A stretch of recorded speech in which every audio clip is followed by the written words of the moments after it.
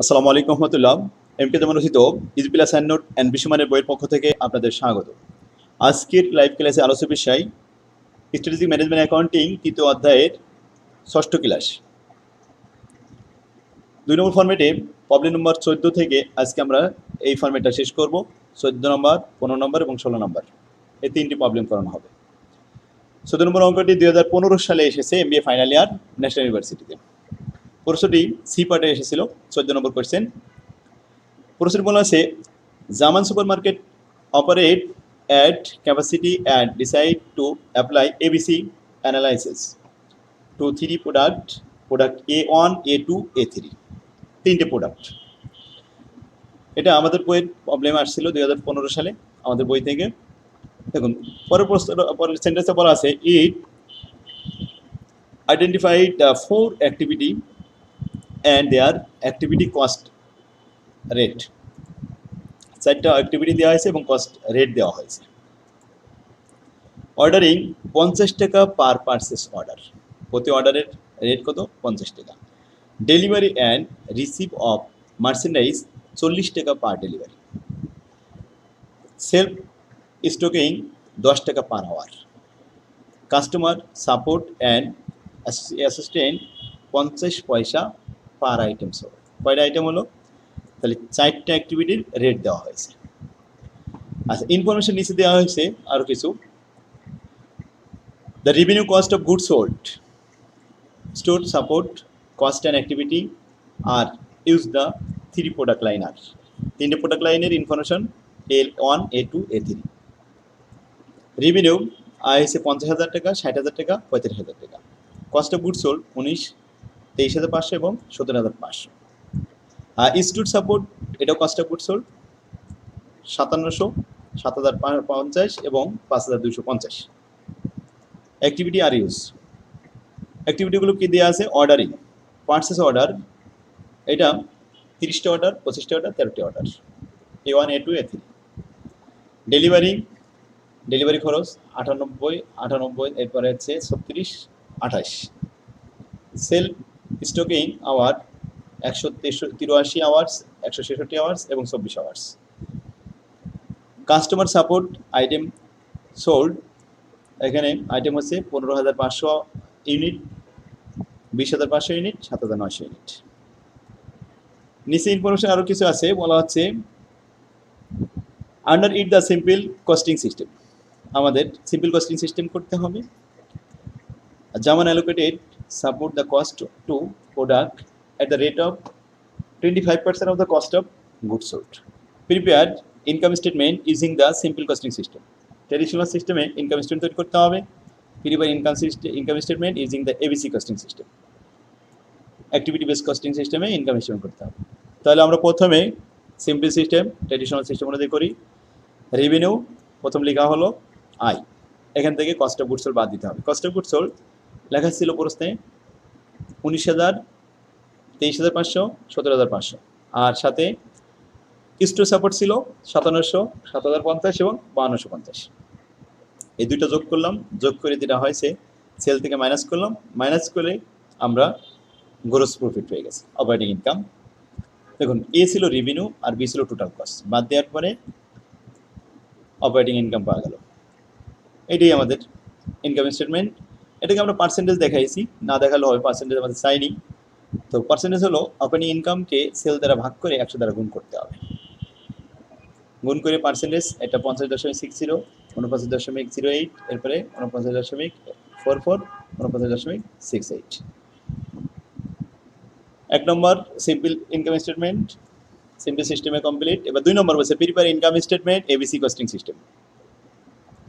ABC costing system অনুযায়ী income statement করলাম। প্রথমে রেভিনিউ লেখা হলো, কস্ট অফ গুডস সোল্ড প্রস্তুত দেওয়া ছিল যেটা, সরাসরি লিখে দিলাম। অর্ডারিং, অর্ডার আছে আমাদের এখানে 50 টাকা অর্ডারিং কস্ট, প্রথমে প্রস্তের শুরুতে দেওয়া আছে অর্ডারিং কস্ট কত? 50 টাকা। এখানে অর্ডার করা হয়েছে A1 30টি অর্ডার, 25টি অর্ডার, 13টি অর্ডার। তাহলে 30 গুণ 50, 25 গুণ 50, 13 গুণ 50। ওকে, অর্ডারিং কস্ট শেষ। ডেলিভারি চার্জ আমাদের রেট দেওয়া ছিল 40 টাকা, এখানে রেট আছে কত? 40 টাকা। ডেলিভারি কতবার হয়েছে? ডেলিভারি হয়েছে 98, 36 এবং 28 বার। আমরা গুণ করলাম 98 গুণ 40, 36 গুণ 40 এবং 28 গুণ 40। ক্লিয়ার?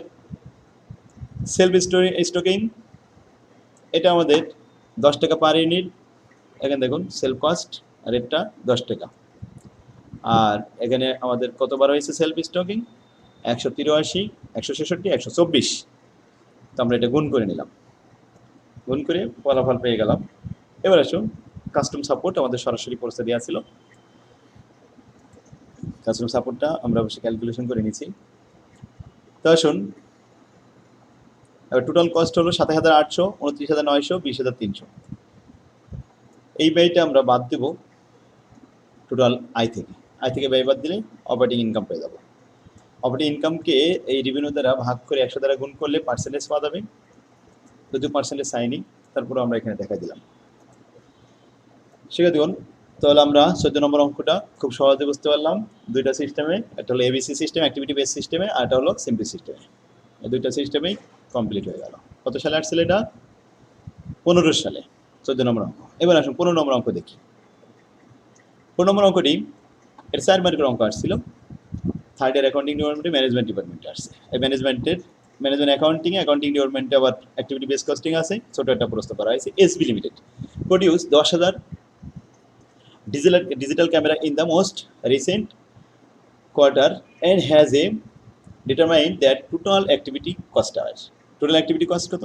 50 লক্ষ টাকা of the material cost, 12 লক্ষ টাকা of the labor cost, 25 লক্ষ টাকা of the inspection cost and 5 লক্ষ টাকা of the packing cost. It takes 30 minute of labor to product each camera. প্রত্যেকটা ক্যামেরা উৎপাদন করতে 30 মিনিট সময় লাগে, মানে হাফ ঘন্টা সময় লাগে। Inspection are done 25% of all the camera product produced and camera are packing individually. Say what are the rate, again what are the rates for each their activity. প্রত্যেকটা অ্যাক্টিভিটিতে আমাদের রেট দেখাতে হবে। assuming the company has decided to switch from the volume base, choice করতে হবে volume base অনুযায়ী, system অনুযায়ী two and the activity base costing system.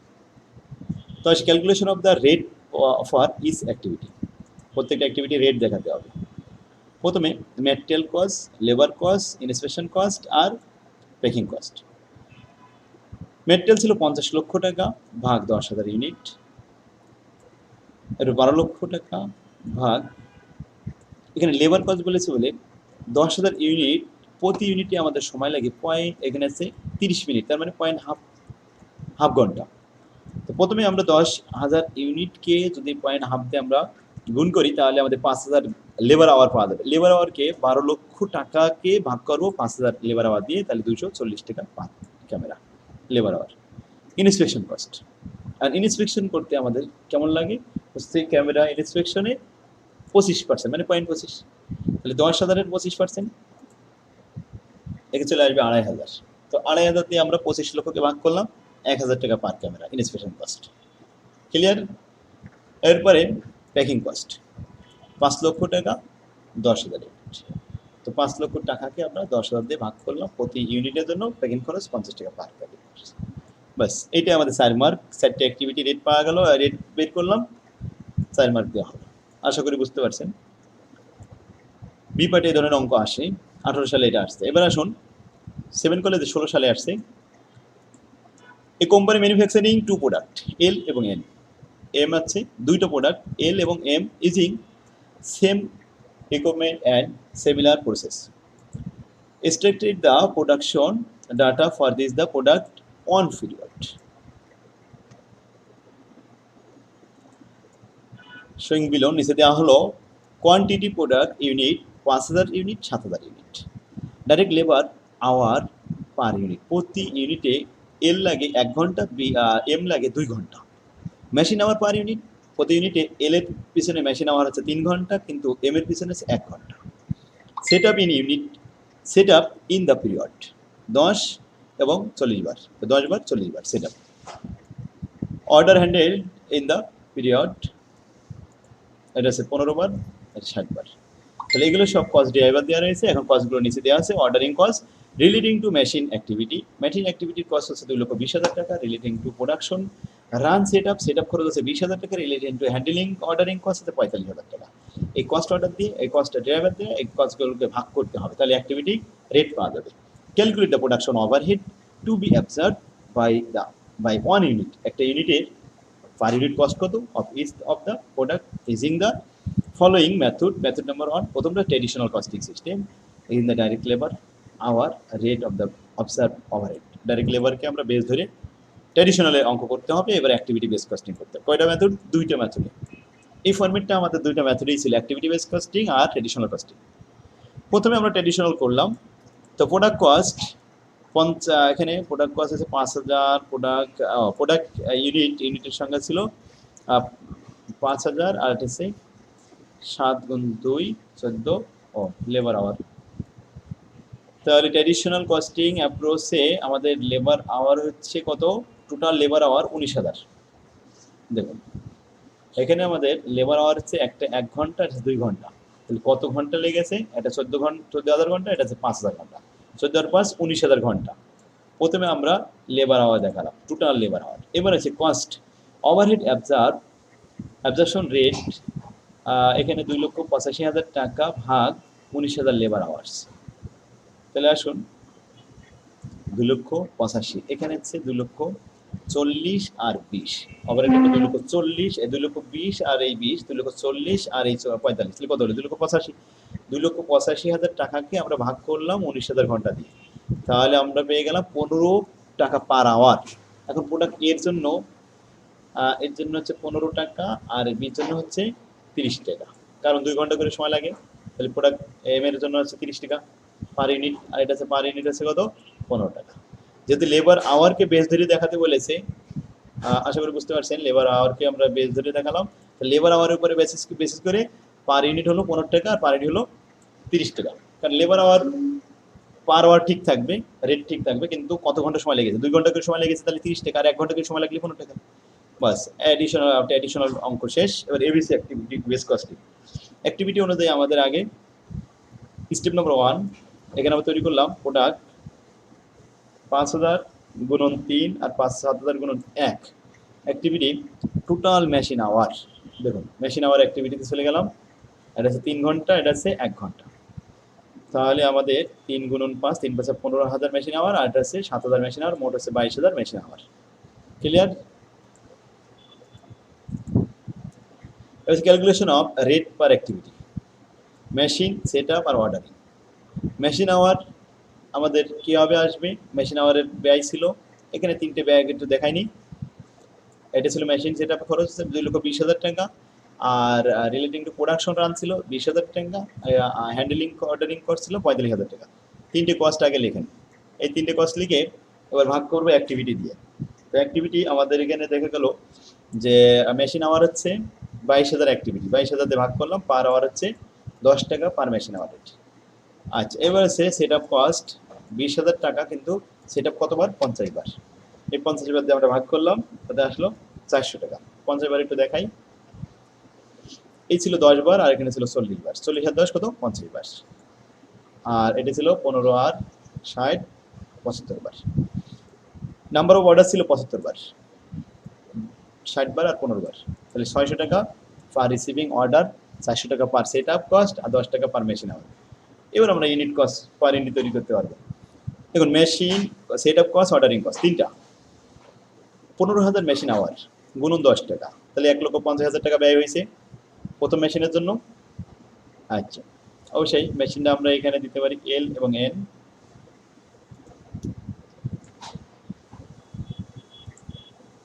M clear? এখন 10 টাকা গুণন 7,000, 7,000 মেশিন আওয়ার, আর 6,000 এই যে 15,000 এবং 7,000। ক্লিয়ার? সেট আপ 400 গুণন 10 বার, 400 গুণন 40 বার, 4,000, আর এটা 16,000, মোট 20,000 টাকা। 600 গুণন 15 বার, 600 গুণন 60 বার, 9,000 আর 36,000। আশা করি বুঝতে পারছেন, তাহলে 9 আর 36 হলে 45। এখন এল মেশিনের জন্য আমাদের মোট ব্যয় হয়েছে 1,63,000 টাকা, আর এম এর জন্য ব্যয় হয়েছে 1,22,000 টাকা। প্রোডাকশন ইউনিট ছিল এল এর 5,000 ইউনিট 1,63,000 ভাগ করলাম 32 টাকা 60 পয়সা, আর 1,22,000 ভাগ 7,000 তাতে আসলো 17 টাকা 43 পয়সা। এই ছিল আমাদের কস্ট পার ইউনিট। আশা করি বুঝতে পারছেন কস্ট পার ইউনিট আমরা এটা দেখালাম। কত নাম্বার? 16 নম্বর অঙ্ক, 16 সালে আসছে এডিও 7 কলেজ। সেখানে দেখুন 2 নম্বর ফরম্যাট আমাদের আজকে শেষ হলো 16টা অঙ্ক। তো আশা করি আপনারা বুঝতে পারছেন। আগামী ক্লাসে আমরা ইনশাল্লাহ 3 নম্বর ফরম্যাট থেকে শুরু করব। 7 নম্বর ক্লাস 3 নম্বর ফরম্যাট থেকে শুরু হবে। আগামী ক্লাসে দেখার জন্য আহ্বান রইল। আল্লাহ হাফেজ। আসসালামু আলাইকুম রহমতুল্লাহ।